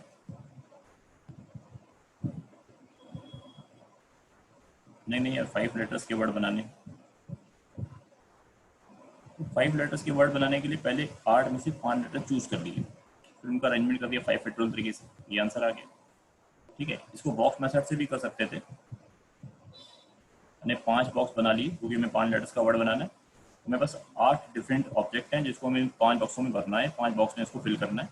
तो पहले बॉक्स में फिल करने के कितने तरीके हैं, 8 में से कोई भी एक लेटर आ सकता है यहाँ पर, जो आता जाएगा वो कम होता जाएगा, फिर 7 में से एक आ गया, फिर 6 में से एक आ गया, फिर 5 में से एक आ गया, फिर 4 में से एक आ गया। तो यहाँ पे जो चूजिंग चीज़ों को जो चूज कर रहे हो वो 1 बाई 1 कर रहे हो, ठीक है। तो वो अपने आप अरेंजमेंट हो जाएगा, अपने इसमें कोई फैक्टोरियल को मल्टीप्लाई करने की जरूरत नहीं है। तो ये जो तुम्हारा आंसर आएगा 8 इंटू 7 इंटू 6 इंटू 5 इंटू 4, तो तुम 8 फैक्टोरियल अपॉन 3 फैक्टोरियल भी कह सकते हो, कि हमने 3 इंटू 2 इंटू 1 का मल्टीप्लाई ऊपर कर दिया ताकि 8 फैक्टोरियल कंप्लीट हो जाए। तो 3 इंटू 2 इंटू 1 नीचे भी कर दिया तो वो भी फैक्टोरियल 3 हो गया। और ये फार्मूला जो होता है ये भी तो 8c5 इंटू 5 फैक्टोरियल सेम ही चीज़ तो है, ठीक है, ये दोनों चीज़ें एक ही तो है। यहाँ पे भी हम बॉक्स मेथड से एक एक करके भरते जा सकते थे, ठीक है। एनसीआर इंटू आर फैक्टोरियल भी ऐसे ही बन जाता, ठीक है। n -1 n-2 dot dot dot n minus bracket r-1, तो उनका ये प्रोडक्ट बन जाएगा NCR into R factorial box method के तरफ से, ठीक है। अब जैसे मान लो क्वेश्चन तमाम टाइप की वैरायटी के बन जाएंगे, मान लो इसमें हमने कह दिया, तीसरा क्वेश्चन कह दिया कि 8 लेटर्स के वर्ड बनाने हैं using the all letters of triangle, ठीक है। 8 लेटर्स के वर्ड बनाने जो स्टार्ट करते हैं टी से। अब हम पहला लेटर टी जो है फिक्स कर रहे हैं कि नहीं, हमें पहला लेटर टी ही रखना है, ठीक है। तो अब हमारे पास पहला लेटर अगर टी हो गया तो उसको भरने का तो एक ही तरीका हो गया, ठीक है, फिक्स हो गया। ये जो 7 प्लेस बचे हैं उसमें फैक्टोरियल 7 तरीके से बाकी के लेटर से अरेंज कर जाएंगे, तो इस क्वेश्चन का आंसर क्या हो जाएगा 7 फैक्टोरियल। उसने रेस्ट्रिक्शन लगा दिया कि नहीं हमें पहला लेटर टी ही चाहिए, ठीक है, तो इससे आंसर आ जाएगा हमारे पास। नहीं यार ऑल 3 वॉवेल्स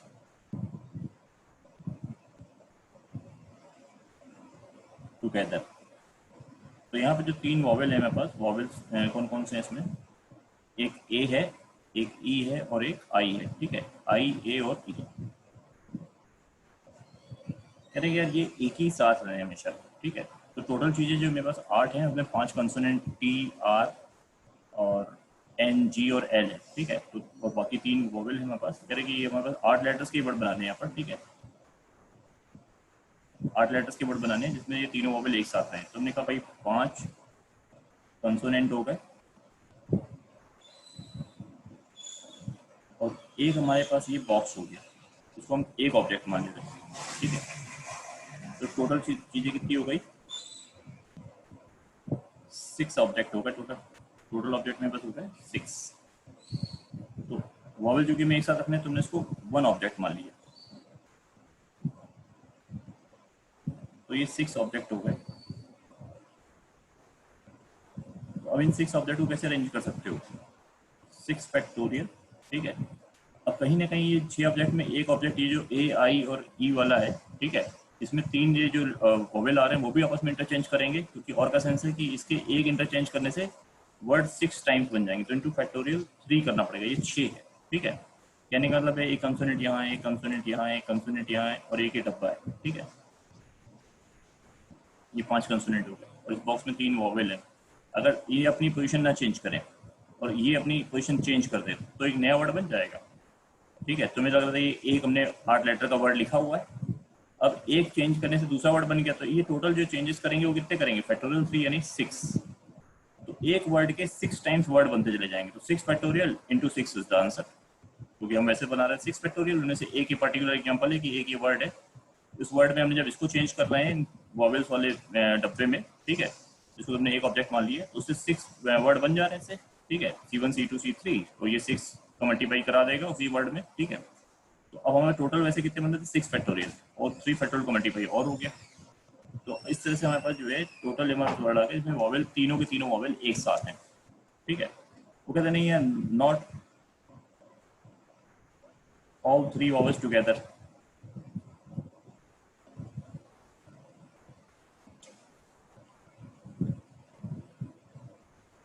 ये तीनों वॉवेल्स जो हैं एक साथ ना,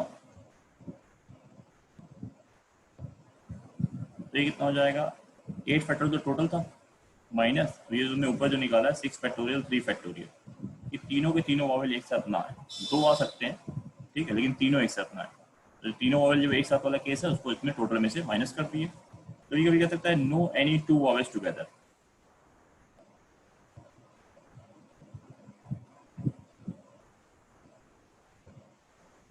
तो ये बहुत ही इंपॉर्टेंट केस है, इसको लोग कहते हैं गैप मेथड। ठीक है, कि जिन चीज़ों में रेस्ट्रिक्शन रहता है कि इन दो चीज़ों को एक साथ ना बैठाएं, तो उसको हम बाद में बैठाएंगे, उसको गैप में बैठाएंगे, पहले गैप क्रिएट करिए जाएंगे। ठीक है, तो मेरे पास कंसोनेंट कितने थे, 5 कंसोनेंट थे, तो हमने C1 C2 C3 C4 C5 ले लिए। ठीक है, एक गैप, दो gap, 3 gap, 4 gap, 5 gap, 6 gap, 6 gap बन गए। 5 फैक्टोरियल तरीके से कंसोनेंट इंटरचेंज कर गए। अब 6 गैप में से हमने 3 गैप चूज कर लिए जहाँ पे वॉवेल फिल किए जाएंगे, मतलब हमने एक गैप ये चूज कर लिया, एक गैप ये चूज कर लिया और एक गैप ये चूज कर लिया।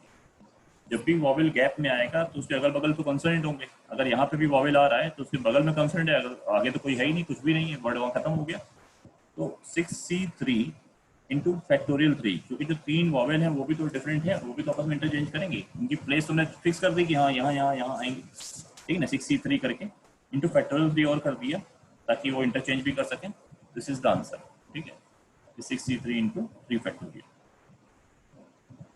तो ये अरेंजमेंट प्रॉब्लम तमाम तरीके की चीज़ें भी आगे और भी हमको देखनी है।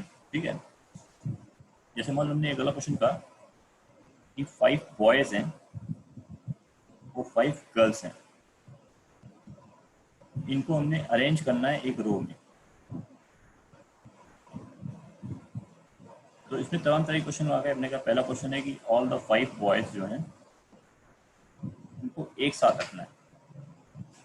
ठीक है, हमें लगा कि नहीं, सारे के सारे जो 5 बॉयज़ हैं वो एक साथ रहें, तो कितने तरह से इसमें ऐसा किया जा सकता है। तो हमने कहा कि 5 बॉयज़ को हमने 1 ऑब्जेक्ट मान लिया, G1 G2 G3 G4 G5, 5 लड़कियां हो गई और एक ही ऑब्जेक्ट हो गया, तो टोटल कितने ऑब्जेक्ट हो गए, 6 ऑब्जेक्ट हो गए।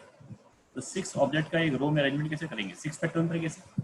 तो 6 फैक्टोरियल में जब हम 6 फैक्टोरियल अरेंजमेंट देख रहे होंगे उसमें कोई एक पर्टिकुलर अरेंजमेंट उठाते हैं, उस पर्टिकुलर अरेंजमेंट में कहीं ना कहीं ये 5 बॉयज़ कहीं ना कहीं तो आ ही रहे होंगे, मतलब G1 G2 के बीच में 5 बॉयज़ आ रहे हैं, किनारे आ रहे हैं, कहीं भी आएंगे, तो ये 5 बॉयज़ उस बॉक्स के अंदर आपस में इंटरचेंज करेंगे, तो ये भी तो 5 बॉयज़ डिफरेंट है, तो 5 फैक्टोरियल तरीके से इंटरचेंज हो गया इसका, ये बॉयज़ का भी अरेंजमेंट होगा। This is the answer. ठीक है, दूसरे क्वेश्चन ने क्या कहा कि यार 5 बॉयज़ जो हैं वो टुगेदर हैं, और साथ साथ में क्या है कि 5 गर्ल्स भी जो हैं वो टुगेदर हैं।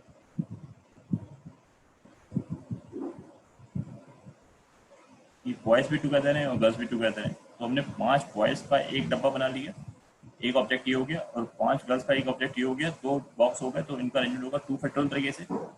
बॉयज़ इंटरचेंज करेंगे 5 फैक्टोरियल अपने बॉक्स के अंदर, और गर्ल्स इंटरचेंज करेंगे 5 फैक्टोरियल अपने बॉक्स के अंदर। ठीक है, तो ये हमारा दूसरा क्वेश्चन हो गया। तीसरा क्या हमने सोचा, हमने कहा कि हमारे पास जो है नो एनी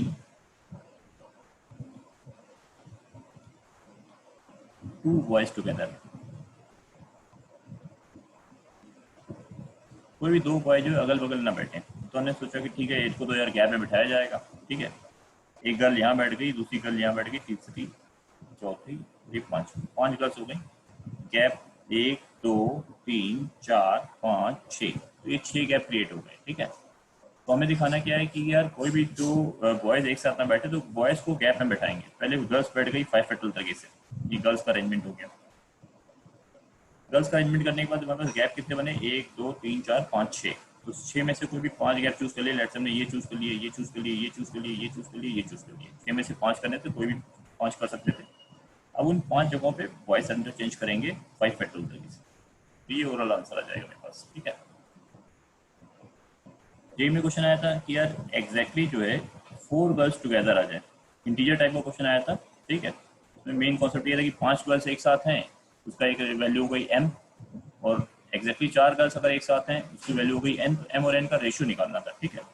लेकिन हम उस पूरे क्वेश्चन को नहीं देख रहे, वो तो हमने 2 पार्ट में ब्रेक कर लिया। कि 5 गर्ल्स टुगेदर वाला केस बता ही चुके हैं, एग्जैक्टली 4 गर्ल्स टुगेदर, और 5 बॉयज हैं 5 गर्ल्स हैं, उनमें से एग्जैक्टली 4 गर्ल्स जो हैं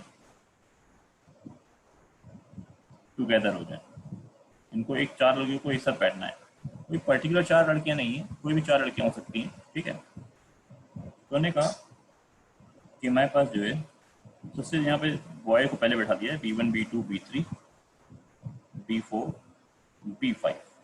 ये 5 बॉय बैठ गए, 1 gap 2 gap 3 gap 4 gap 5 gap 6 gap. तो 5 फैक्टोरियल तरीके से बॉयज पहले बैठ गए। हमने गर्ल्स में क्या किया कि 4 गर्ल्स का एक ऑब्जेक्ट मान लिया और 1 गर्ल का एक ऑब्जेक्ट मान लिया, और इनको बैठाएंगे गैप में, ठीक है। ताकि जब गैप में बैठेंगे तो कभी भी 5 लड़कियां एक साथ नहीं बैठ पाएंगी, ठीक है। तो 4 लड़कियां बैठेंगी, एक ऑब्जेक्ट ही हो जाएगा, और एक ऑब्जेक्ट हो गया एक लड़की वाला। तो अब गैप कितने हैं, 1 2 3 4 5 6। तो 6C2, 6 में से कोई भी 2 गैप चूज कर लेंगे और उसमें इन 2 ऑब्जेक्ट को फिल कर देंगे। लेकिन ये 2 ऑब्जेक्ट आपस में इंटरचेंज कर सकते हैं। क्यों इंटरचेंज कर सकते हैं, क्योंकि हमें क्या मालूम, मान लो तुमने यहाँ पे 4 लड़कियां बैठा दी और यहाँ पर 1 लड़की बैठा दी, तो लगता है यहाँ पर 1 लड़की बैठे, वहाँ पे 4 लड़कियों वाला ग्रुप बैठ जाए, ठीक है। और जो 4 लड़कियां हैं वो भी आपस में इंटरचेंज कर सकती हैं उस बॉक्स के अंदर, ठीक है। और ये जो 4 लड़कियां हैं, ये कौन है लड़कियां 4, भाई 5 लड़कियों में से कौन सी 4 लड़कियां तुम ले रहे हो। सब लड़कियां आइडेंटिकल तो है नहीं कि सभी कैसी, तो कोई भी 4 मतलब बॉक्स में रख दिया, ठीक है। तो इसका मतलब ये है कि सबसे पहले यहाँ पे दिमाग लगाना पड़ेगा कि हमारे पास जो 5 लड़कियां हैं उनमें से कौन सी 4 लड़कियां तुम एक ऑब्जेक्ट मान रहे हो, ठीक है। तो एक बॉक्स में रख रहे हो, और फिर जब उसको तुम एक ऑब्जेक्ट मान रहे हो तो वो आपस में इंटरचेंज भी करेंगे फैक्टोरियल 4 तरीके से। ये तुम्हारा एक ऑब्जेक्ट क्रिएट हो गया 5C4 इंटू 4 फैक्टोरियल। ये जो तुम्हारा बॉक्स क्रिएट हुआ, इसके लिए तुमको ये करना पड़ा कि पहले 5 लड़कियां चूज कर ली और इनको इंटरचेंज कराया ताकि वो 4 गर्ल्स का एक ऑब्जेक्ट मान लिया जाए, ठीक है। अब 6 में से तुमने 2 गैप चूज कर लिए, उस गैप में तुमने 2 ऑब्जेक्ट फिल कर दिए फैक्टोरियल 2 ब्रेक से। एक ऑब्जेक्ट में 4 लड़कियां हैं, दूसरे ऑब्जेक्ट में 1 लड़की है, ठीक है। पहले उस ऑब्जेक्ट को क्रिएट किया, फिर उस ऑब्जेक्ट को गैप में जाके फिल कर दिया।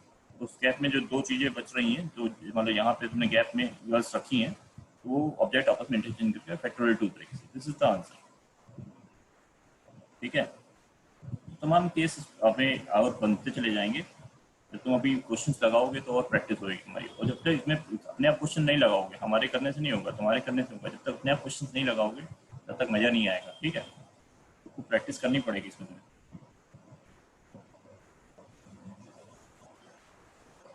चलिए क्वेश्चन को देखते हैं।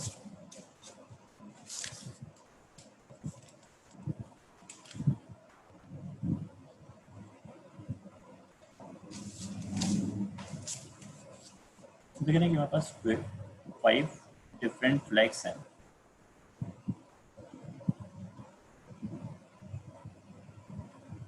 मतलब उनके अपने अलग अलग कलर हैं। एक का कलर ए है, एक का कलर बी है, एक का कलर सी है, एक का कलर डी है, एक का कलर ई है, रेड, ठीक है। कोई 5 कलर के डिफरेंट फ्लैग हैं।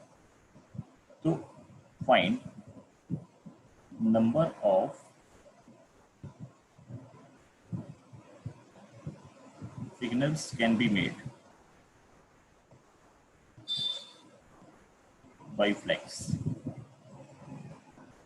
तो इन फ्लैग्स से जो है कितने टाइप के सिग्नल तुम क्रिएट कर सकते हो, ठीक है। Any number of flags can be uses, ठीक है। Any number of flags can be used.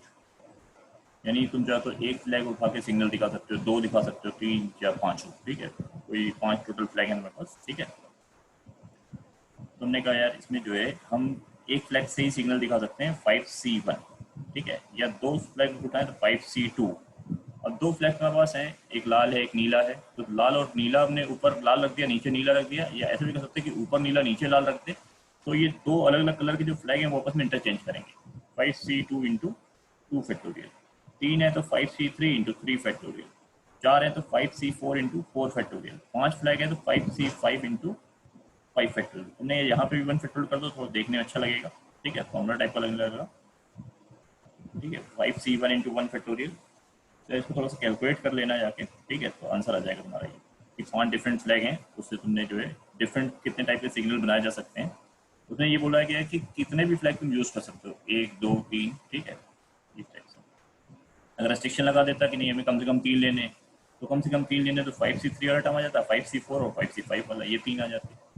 At most 3 लेने तो 5C1 से स्टार्ट करते करते 5C3 तक जाते हैं, ठीक है।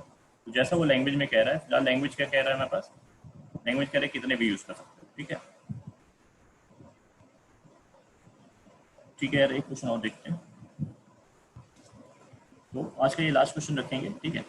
उसके बाद फिर नेक्स्ट क्लास में जो है थोड़ा सा और ट्यूटोरियल्स क्लास एक के बारे में बात करेंगे, कुछ क्वेश्चन और यहाँ पे वेरिएशन देखेंगे, ठीक है। यही क्या है वो क्वेश्चन पे यहाँ पे डिस्कस करेंगे, इसी टॉपिक पे जाएंगे अभी हम, ठीक है। ये NCR और NPR का कैसे यूज़ किया जाता है। तो अब यहाँ पर जो है हमने कह दिया कि हमारे पास जो है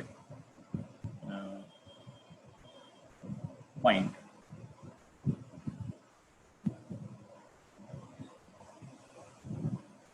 how many times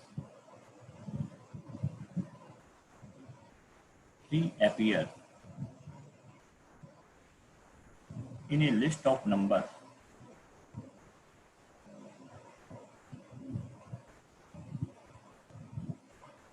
from 1 to 1000।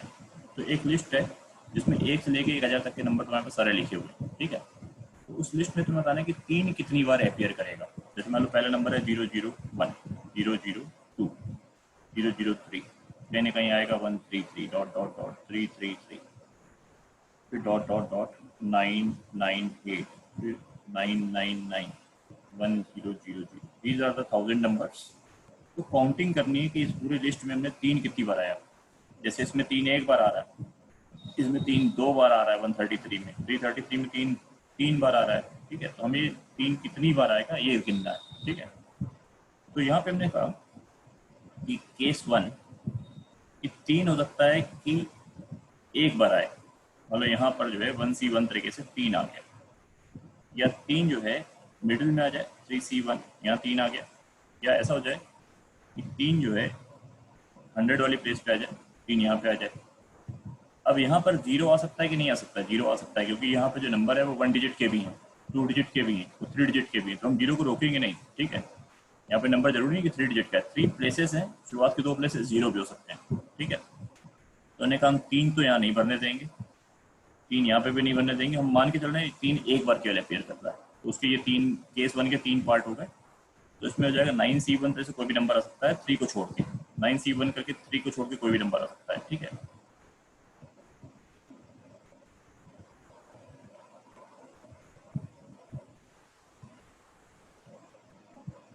Three को छोड़ के कोई भी नंबर यहाँ पर ले लिए। ये वो नंबर है जिसमें 3 केवल एक बार अपीयर कर रहा है, ठीक है। इससे हम अगला केस लेंगे, 3 जो है वो 2 बार अपीयर कर जाए। केस 2 ये 3 जो है 2 बार अपीयर कर जाए। तो ने कहा चलो यार 1C1 तरीके से यहाँ पे 3 ले लिया, यहाँ पे 3 नया लें। अगला केस क्या हो जाएगा मेरे पास कि यहाँ पे 9C1, 1C1, 1C1, यहाँ पर 3 जो है हमने नहीं लिया, यहाँ 1C1 लिखा है, वहाँ 3 लिया हुआ है, ठीक है। यहाँ पर क्या हुआ कि 9C1 तरह से 3 ले लिए, तो सॉरी 3 नहीं लिए, तो यहाँ पे 3 ले लिया 1C1 तरह से, 1C1 तरह यहाँ 3 है, यहाँ पे भी 3 है। तो इन नंबरों में 3 जो है 2 बार यूज हो रहा है, जैसे 133, 353, 331, ठीक है। Third and the last case कि तीनों डिजिट 3 हो जाए, वैसे तो एक ही नंबर हो सकता है, ठीक है। 333, 1C1, 1C1, 1C1, तो यहाँ भी 3 आ जाए, यहाँ भी 3 आ जाए, यहाँ भी 3 आ जाए, नंबर हो जाएगा 333। तो अब हमारे पास जो है टोटल नंबर ऑफ 3 कितने आएंगे, जो कि हमारा क्वेश्चन का आंसर होना चाहिए इन द लिस्ट।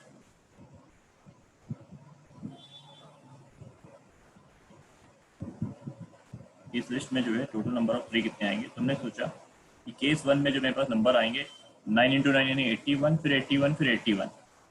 तो इसमें 81 प्लस 81 प्लस 81 इंटू 1। तो इन सब में 3 एक एक बार आ रहा है।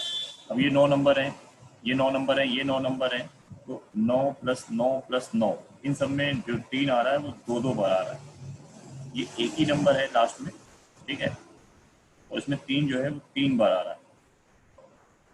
तो 243, ये हो जाएगा 27, 54 प्लस 3, पूरे को काउंट कर लिया तो 300 बार जो है 3 अपेयर कर रहा है, ठीक है। 300 टाइम्स जो है इस क्वेश्चन का आंसर हो गया 300, ठीक है। तो नेक्स्ट क्लास में जो है हम लोग और आगे देखेंगे कि जो है कैसे यहाँ पे आगे करना है हमको, इसका कैसे यूज़ हो सकता है परमुटेशन कॉम्बिनेशन का, ठीक है। क्वेश्चन में इसका और ये यूज़ करेंगे फॉर्मूल्स वगैरह का, ठीक है। तो एक घर जाके इसको रिवीजन जरूर कर लेना एक बार। नेक्स्ट क्लास में कुछ और वैराइटीज ऑफ प्रॉब्लम्स लेके आएंगे, ठीक है। Okay, bye.